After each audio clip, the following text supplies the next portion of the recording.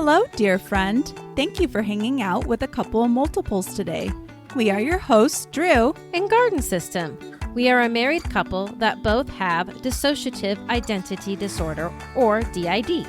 Our lives are both ordinary and uniquely complex. Perhaps you were introduced to DID in a movie or TV show, or maybe you have been diagnosed with the disorder, or you are a therapist that wants to learn more about working with a client that has it. Whatever the case may be, we are glad you are here to learn all about developing internal communication between parts in dissociative systems. You are making a difference by choosing to listen to this podcast today because internal communication leads to internal compassion, which leads to internal cooperation.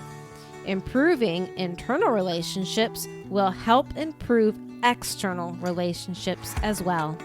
In this episode, we are going to talk about how to make compromises, come to agreements, make decisions, and have all parts of a system feel included in the process. You can help dispel myths about DID and help spread awareness by sharing this podcast with a friend or loved one. Please visit acoupleofmultiples.com. Together, we can make a difference for all with improved communication skills.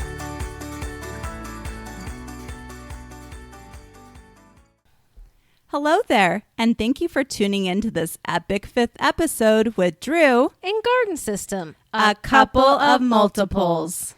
As you learned from our previous episodes, we are a married couple that were both diagnosed with dissociative identity disorder, or DID. We both have systems with multiple parts that have had to learn how to communicate and get along with each other. First, you have to figure out how to talk to everyone, which means figuring out who all is in there to talk to. Then you have to listen to what everyone is saying, which means you're probably going to hear vastly differing opinions. And some might be very passionate about what they think and feel, which leads one to having to manage charged emotions. It could seem like overwhelming chaos in order to make what seems like simple everyday decisions. What do we wear? What do we eat today? Everyone has a different opinion, and everyone is shouting inside. So much noise inside our heads. Can we ever relate? Once you've gotten to know your parts, they can become pretty vocal. Sometimes they are pretty vocal even when you don't realize you have parts. Getting to know all of yous is a good first step to working on internal communication. Some people receive their diagnosis first without having an awareness of their other parts, while others figure out their multiplicity because of all the incessant chatter that is happening inside. Maybe you see some signs of possible multiplicity in yourself or in your client. But how can you become aware of others inside? One answer is to simply talk to them and see if anyone answers you. I described my head as being loud to my therapist, and eventually that led me to discovering that I had a system of parts. Figuring out who all was in there was a long process.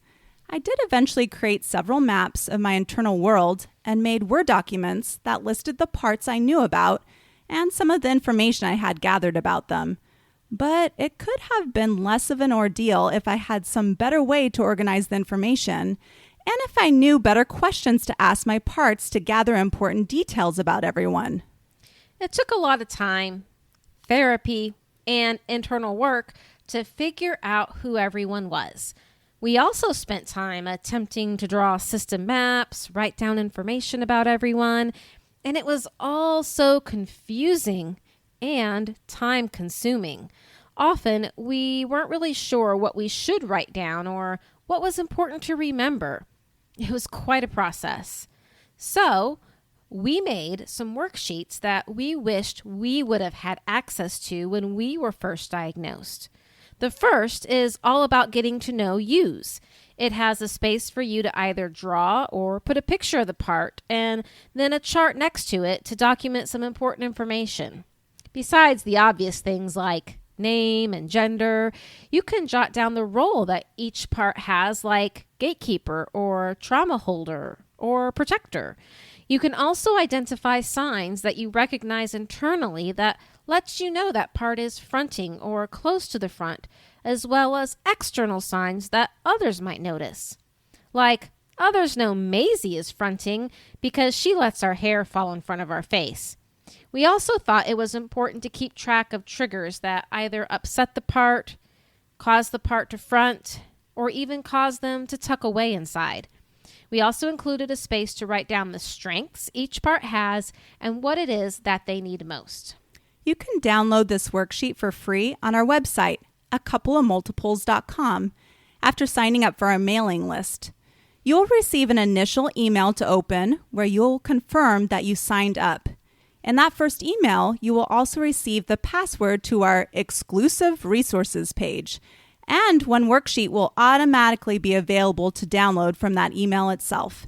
It is our hope that these worksheets can shorten the process and make it easier for newly diagnosed systems to keep track of everyone inside, which is the start of developing better internal communication. These worksheets could also be beneficial to fill out for people that have known they are a system for a long time. If you're anything like me, writing information down organizes things in my head and helps everything feel less chaotic. Plus, there may be information on there that you haven't really thought of before that might be useful to think about and identify about all of yous. These worksheets could also be a helpful resource for therapists with clients that have systems. The amount of time feeling frustrated or in the dark could be reduced enormously by introducing these sheets to your client and guiding them along and filling them out. Part of getting to know everyone is learning to talk to everyone. For us, it was first recognizing who was who in my head. We never called them voices, but often thought of them more along the lines of intrusive thoughts. There would be this thought, and we simply didn't recognize it as our own thought. One of the first things we started doing was to simply respond back to it. We responded internally and not out loud. Typically, there would be another thought or response back to whatever it was we had said. And this is really before we knew we were a we. Right. It is like having a conversation in your head, but it doesn't feel like you're talking to yourself because you don't know what the answers are going to be, and some of them might be very different from how you would personally answer the same questions. But the nice thing about trying to start conversations with your others is that instead of a bunch of racket, it turns into talking. And well, just like any person, your people in there want to be heard. So it's really a positive thing and can honestly bring down the whole noise level and make things seem less chaotic just from starting to try to converse with your others. It can take a long time and a lot of effort to learn to differentiate who is who inside. Some parts may be more vocal than others. In the beginning, Victoria was our most vocal voice inside. She had an opinion and a judgment about everything. At first, all we wanted to do was make her be quiet. We didn't want to be considered crazy, so we did everything we could to not hear our parts. We would try and make them shut up. We would ignore them. At first, this seemed to work. Except all that happened, was that my parts realized they weren't being heard. So instead of trying to communicate, they started fighting for control of the body. When I ignored my parts in the beginning, it just made them louder. I didn't realize that the reason they were louder was because I was ignoring them. It wasn't until my therapist said, "What are they saying?" that I started to try to listen. The only part that I heard at first was the voice that I talked about in our 4th episode on exploring internal worlds. Yes, his name was literally the voice, and it was hard not to hear him because he was incredibly loud, and what he had to say made me feel triggered, sad, and bad about myself. The voice was my main persecutor type part. But after lots of reprocessing of my trauma and visualization exercises involving light, the voice no longer exists. Point being, though, it may be hard to listen to what is being said, and you may have to figure out which voices belong to who in the beginning. For me, it was difficult to hear my others because the voice was yelling at me. Parts like the voice and Victoria might, at first, seem like an inner critic with negative self-talk. Victoria never used I language, though. It was always, you are this or you are that. Yes, same with the voice. His statements always began with you. Probably the main phrase we heard internally was, you don't deserve XYZ. This certainly appeared to cause a lot of self-sabotage. When this was happening, it also felt as if we were losing control of our body and our hands would just move of their own accord, or so it seemed. And there were times we thought, we must be possessed. Was it Victoria trying to front because she didn't like the choices you were making? We are pretty sure that was Victoria in the early days. We think she was trying to punish us, but for what we don't really know, we think maybe she just had such low self-esteem at that time. Do you feel like you were losing time when this was happening? I know. It's hard to know when you're losing time when you're losing time. I know now that we were losing time. We would end up not sleeping at all because we had no idea how much time was passing, and we just knew we suddenly had to get ready for the day and that we missed the whole night. I knew we hadn't slept, even though I couldn't really recall much of the night. Was there anything that eventually helped? This sort of thing went on for years. It started way back in high school, and it didn't really stop until we were married the first time and got pregnant. I think at that point, Leanna was taking over our whole life, and Victoria got stuffed away temporarily. We didn't ever really get help. We just fell into a deeper and deeper depression, and this is what we mean when we talk about why it is important to communicate with everyone inside. We had years of suffering because we didn't know how to communicate with our parts. Yes, it's basically practice communicating with your parts or suffer. Except it's not funny. I heard the voice ever since I could remember. He seemed to get louder as time went on. The therapist I saw in high school did think it was just negative self-talk and tried to have me say positive statements back, which just made the voice mock me even more. When I moved to Florida and finally started seeing a therapist that believed that DID was a real diagnosis, she suggested a strategy that actually did help. It's called the dial down technique. Basically, you visualize turning a dial down that adjusts the volume of the voice or voices being heard. This technique worked until a future therapist was able to help me reprocess my trauma to get to the root of the issues. Also, when I was able to turn the volume down on the voice, I was able to hear my others. That's when I was able to start identifying who else was there. I would think that if using positive affirmations is not helping you, it might be because only one part of you is using them. And trying to use them more or trying harder with them isn't going to make it better or easier. You have to communicate with the part that is being negative to make a change. We love the dial it down technique too. This can be used in a variety of ways. And in this case, it wasn't about making the voice shut up. It was about making sure the others could be heard. Exactly. And it made it so that I could focus at work and do other daily tasks without the incessant, demeaning noise until we were able to reprocess the trauma to get at the root of the problem, which is much more of a long-term solution. But it takes time to get there. So techniques like dial it down is good for a short-term solution and temporary relief. How did your communication with the voice progress over time? It soon became apparent that the voice was like a recording of one of my perpetrators, not an actual part of me that stored trauma memories. This type of part is called an introject, kind of like your mind made a copy of a person that existed in real life. This part may say or do things internally that are exactly like the real person did in real life. I think it's also possible that the voice was purposefully placed in my system so that my parts would not tell, because he was definitely in control and threatened the others as well. When I looked inside, I saw that he looked like a mechanical robot. So I learned that I really didn't need to talk to him. I needed to reprocess the trauma I had been through And I also did light visualization exercises because I figured out that the voice couldn't exist in the same way when exposed to light. It ended up being sort of a spiritual healing for me that eventually changed things. So the voice was there to keep your parts from communicating, to keep the secrets hidden.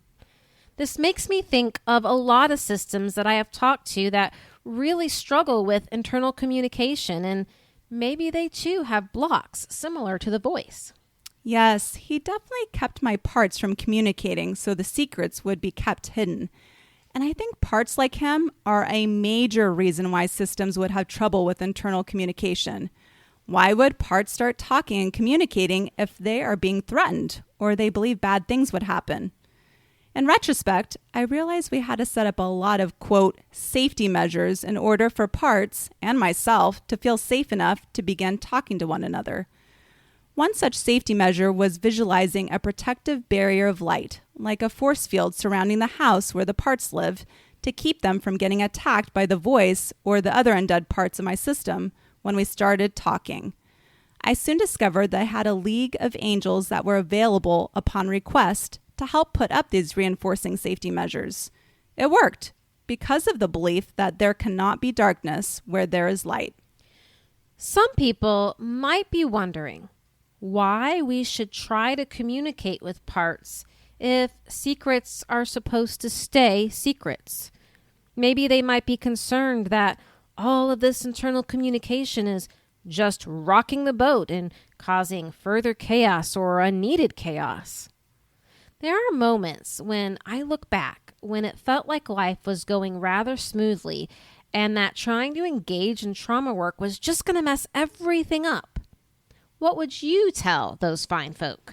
Well, I would tell these fine folks that sometimes cleaning a wound hurts, but a wound will never heal properly if it's not clean, meaning it does rock the boat to try to start communicating and telling and saying stuff. It does get stormy and it does cause rough days and chaos at times. But without those rough patches, the agony and pain still exists underneath it all. So either you kind of stay in this eternal pain for the rest of your existence by not addressing the secrets, or you face a more temporary period of time where you are uncovering these secrets head on and learn that you are stronger than the lies you are made to believe, and that you are more powerful than the fear of the secrets you felt like you were drowning in. For ourselves, there were times when it felt like things were getting worse instead of getting better, and we really questioned if we were just picking a scab instead of cleaning a wound. Knowing what I know now, what I would tell myself if I could go back in time is just how much better life would become by doing this work. There were times when things seemed to be going smoothly, but the truth was they were going mediocre. We all deserve to live our best lives possible, and we didn't want to settle for less.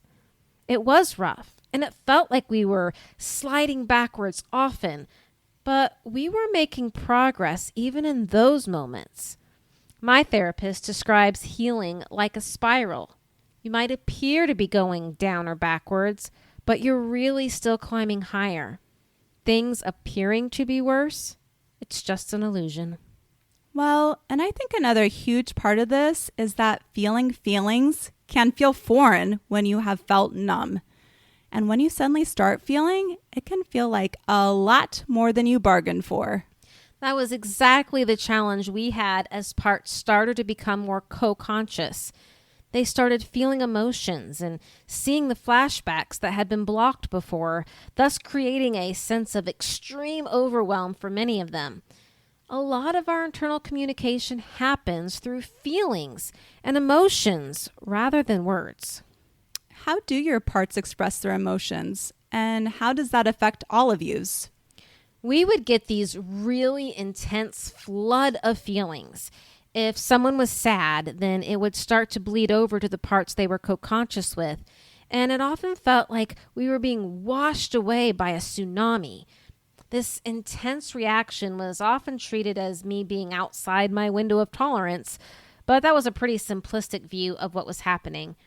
It might be that Leanna is feeling calm and regulated, but Maisie is feeling distressed and dysregulated.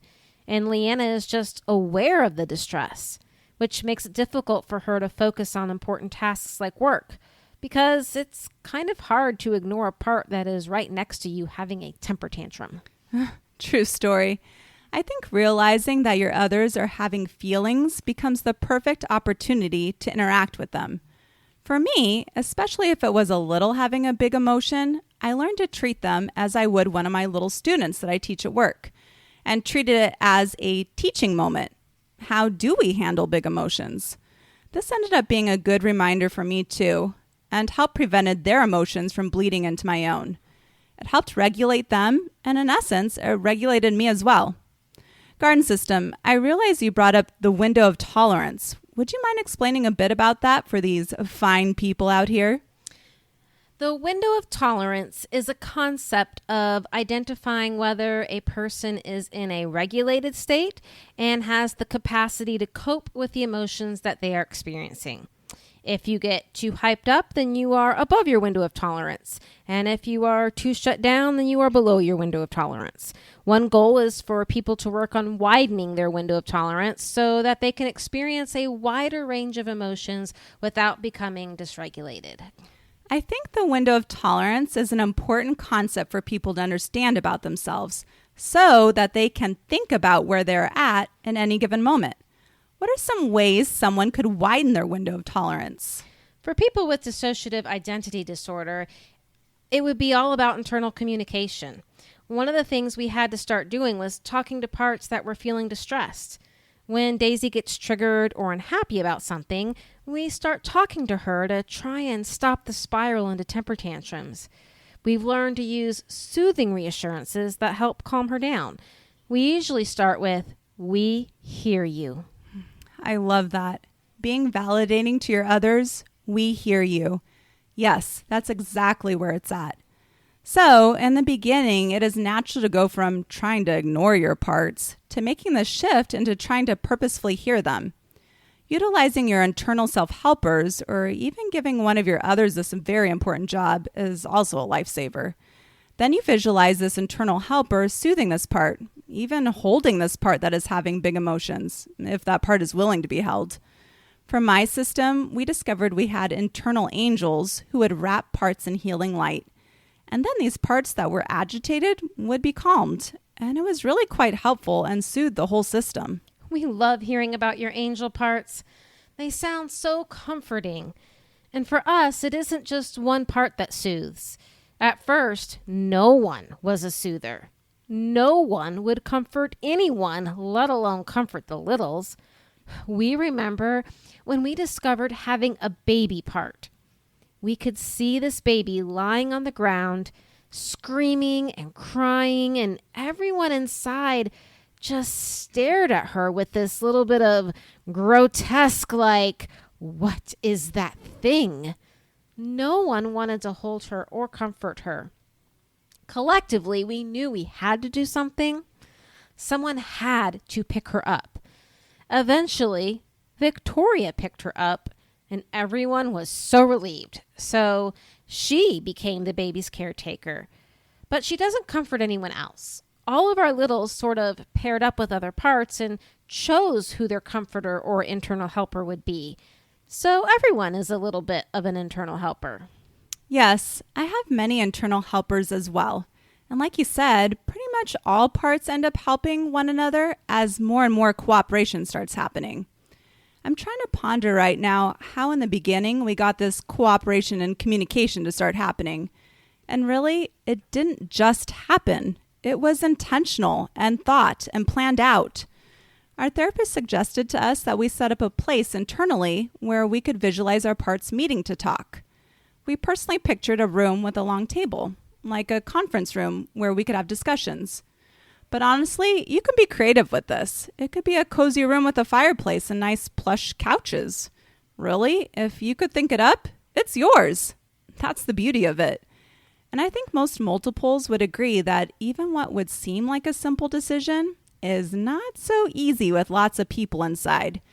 You might find yourself meeting around the table to discuss or negotiate what the body will wear that day or what food to eat. These decisions get less formal over time, especially when parts know they will have a chance to wear or eat what they want to some of the time.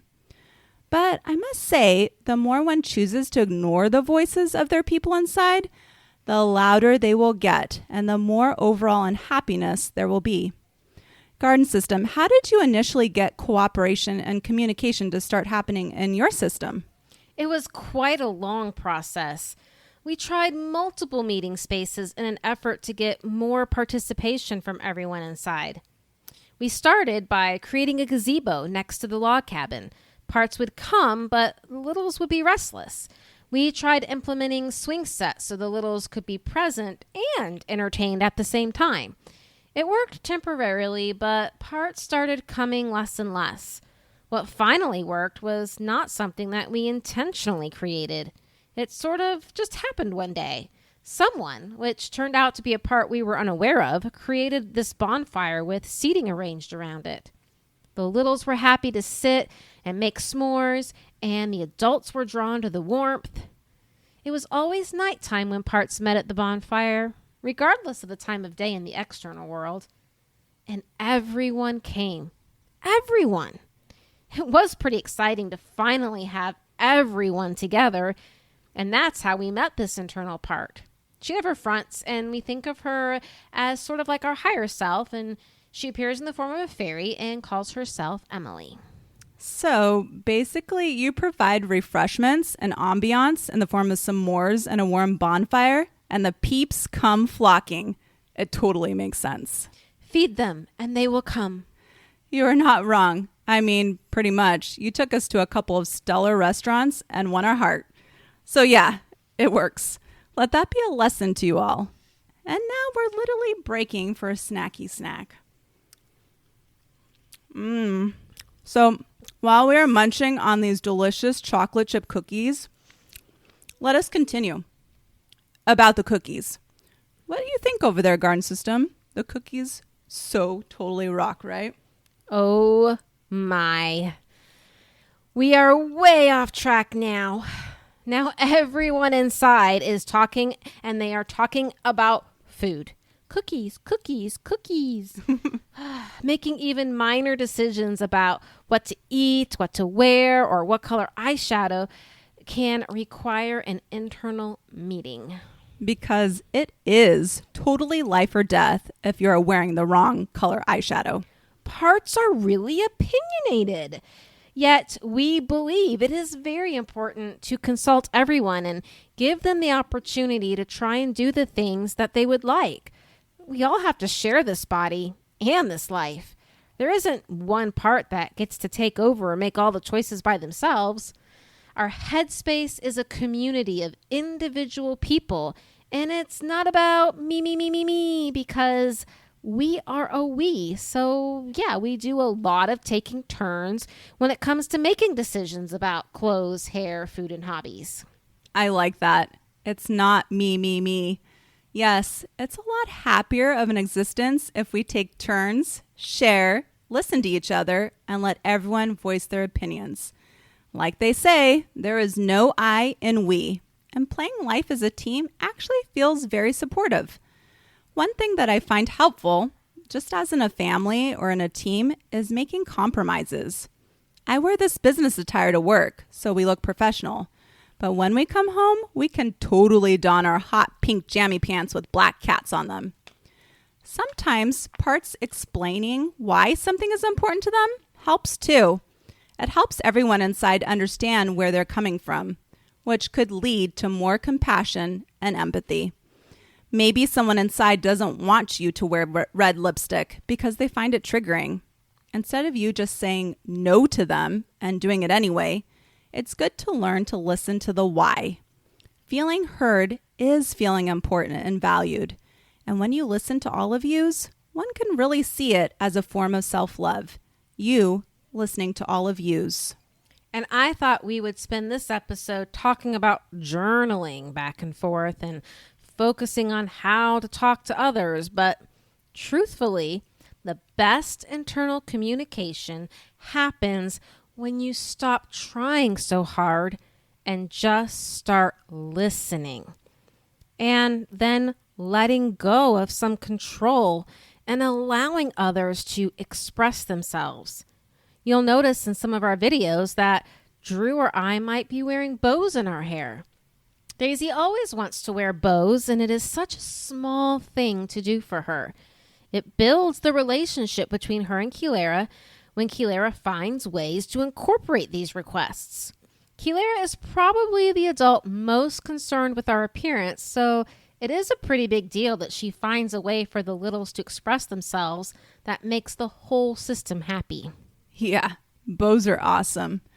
I find myself stuffing random little toys and stuffies and fidgets in our purse just because I know those little things make the younger people inside happy.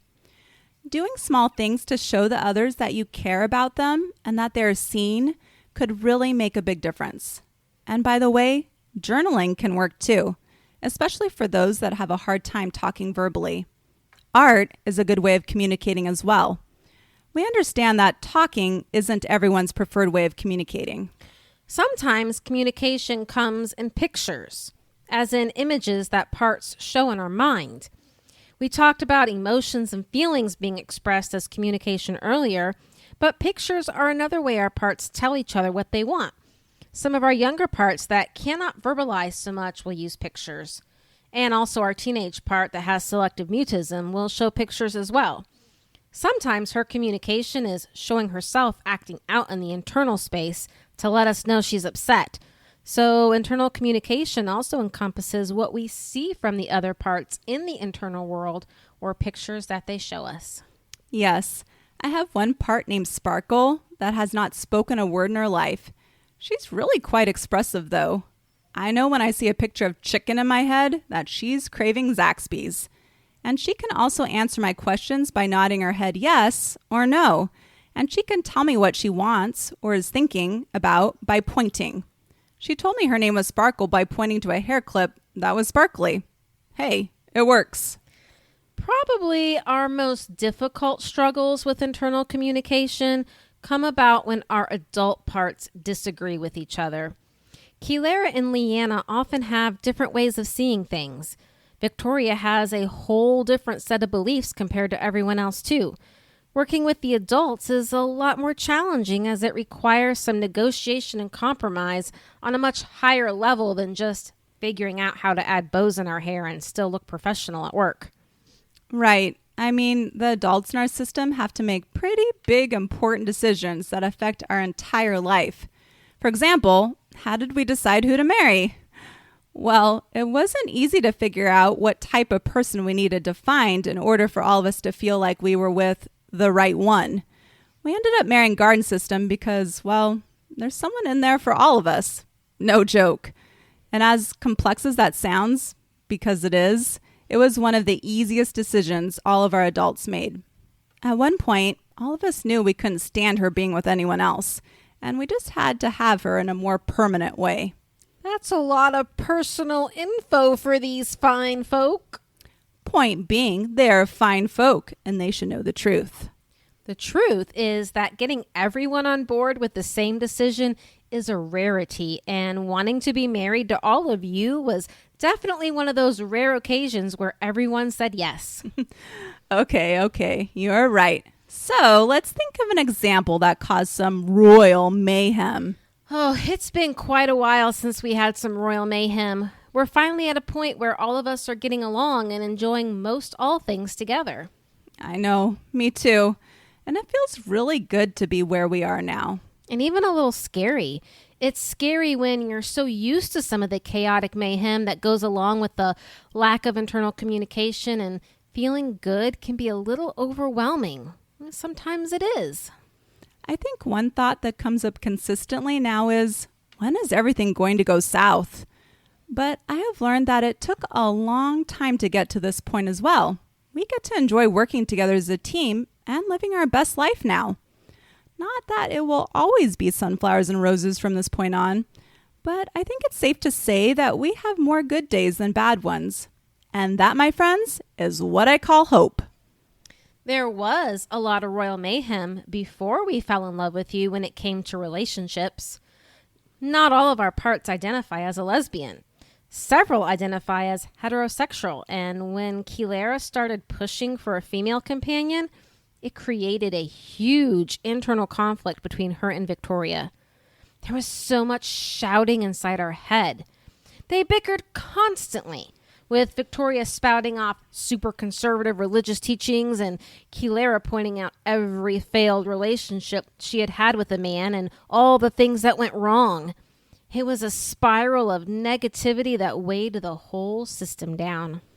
I can relate because we were raised conservative as well and have parts that identify as heterosexual. What do you think helped? Well, Kilera was not wrong for one. Victoria couldn't deny how awful those relationships with men had been. Leanna stepped in and did a lot of mediation between the two. And then there were others who started voicing that they wouldn't mind having a relationship with a woman. And Victoria might have been voted out, but Leanna helped Victoria agree to giving Kilera an opportunity to handle the relationship scene for once, just to see how it went. So Victoria stepped back and let go of the reins in this arena, although very begrudgingly, and gave Kilera a turn. She's really come around now. Victoria is now the happiest she has ever been and admits that having a wife is much better for our system than having a husband. She still gets to be a wife herself, and she takes pride in reminding Kilera to buy our wife flowers and coming out to cook dinner or wash dishes. All of this internal communication between all of these parts over this issue, though, took more than about 2 years to really sort out. Yeah, not easy, and not just one conversation. I really commend Victoria for taking a step back and allowing Kilera to try what she wanted to do and see how it went. Victoria being willing to do that ultimately allowed there to be a new experience that led to happiness. I think another really important aspect to this is learning to thank others inside for sharing and taking turns and trying out different choices when it's not always a very comfortable thing. Showing appreciation really helps bring everyone closer together, and learning that reevaluation can happen after a choice to try something is made. Is that harmful or is it working? Just because one part is allowed to try something doesn't mean it needs to be a permanent decision. Except for deciding to marry me, that is. I really hope that's a permanent decision. And we work hard every day to show all of yous how much we adore you. I liked it, so I went and put a ring on it. And I'm not sad. It's a very beautiful ring. And I have a very beautiful wifey. Yeah, and now Kilera has inappropriate things for the show to say, so let's move on now. Yeah, okay, moving on before these fine folk decide this is way too much of a mush fest. Love stories and munching on chocolate chip cookies in the mic. What more can they ask for? Maybe they want to hear all about our next episode. Right. Of course they want to hear about that. What are we going to talk about next episode? Let's see. We've told them about what a day in the life of two multiples is like in the first episode. We talked about our diagnostic journey in the second. The third, we talked about all the different types of parts one could find in a dissociative system. And the fourth, we talked about internal worlds. This episode has been about internal communication, which led us right into talking about relationships. So why don't we talk about relationships? Absolutely. We can talk about attachment and littles, friends versus romantic partners, and let's not forget how protectors show up in these relationships. Fun times. I can't wait to talk all about these happy complexities. Well, we look forward to it, and we appreciate all your support. Thank you all for tuning in and hanging out with a couple of multiples today. Cheerio! From your hosts, Drew and Garden System. Thank you for listening to A Couple of Multiples, the reality of dissociative identity disorder. This podcast is intended for educational purposes and is not a replacement for therapy. Listening to this podcast does not constitute a therapeutic relationship with the hosts or any potential guest speakers. If you enjoyed this episode, please leave us a review. We would love to hear what you enjoyed the most. You can visit our website at acoupleofmultiples.com for additional information and resources, and to also subscribe to our mailing list to receive future updates. Remember, you matter and are loved for being all of yous.